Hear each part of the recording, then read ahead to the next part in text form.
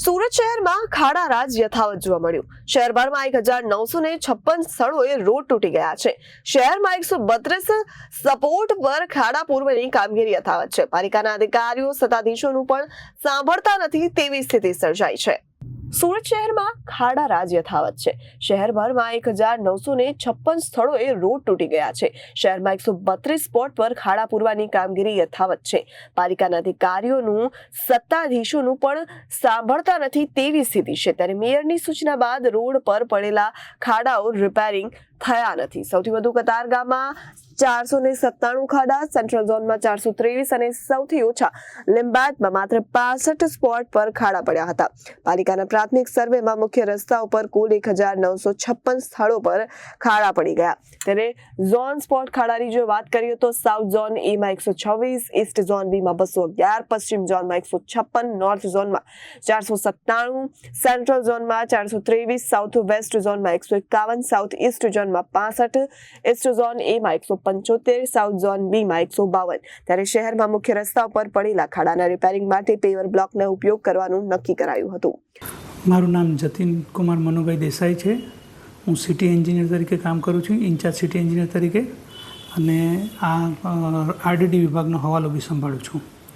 આ છેલ્લા જે વરસાદ પડી ગયો ત્યાર પછી ખાડાને એ જોવા મળ્યું છે, તો તેમાં જ્યારે વચ્ચે આપણને કોરો પીરિયડ મળ્યો ત્યારે તો પેચવર્ક નહીં કર્યું હતું, પણ પાછો ફરીથી વરસાદ પડી ગયો એટલે ચાલુ વરસાદે પેચવર્ક નહીં કરી નહીં શકાય, પ્લાન્ટ ચાલુ નહીં કરી શકાય। જેથી મેડમે શનિવારથી બધી તૈયારીઓ કરવા માટે કહ્યું હતું।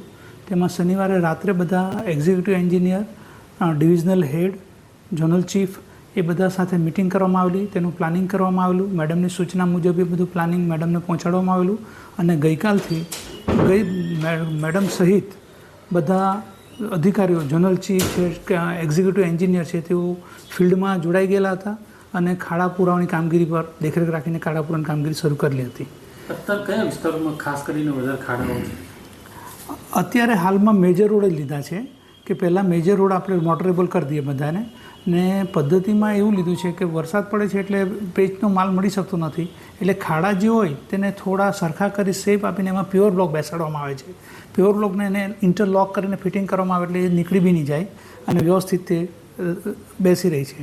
હું આજની જ વાત કરું તો આજે લગભગ 146 જેટલો ટેકનિકલ સ્ટાફ હતો, કુલ 607 જેટલા બેલદાર ડ્રાઈવર હતા, 151 જેટલી જુદી મશીનરી હતી, એનાથી 693 જેટલા મેટ્રિક ટનનો જીએસબી ફિલિંગ મટીરિયલથી એનો પેવર તથા પેવરનો બ્લોક ઉપયોગ કરી 132 સ્પોટ પર 3586 ચોરસ મીટર જેટલી કામગીરી કરવામાં આવેલ છે। સર, મેટ્રોના કારણે જે રીતે રસ્તા બ્યુરો રિપોર્ટ, જનાદેશ ન્યૂઝ।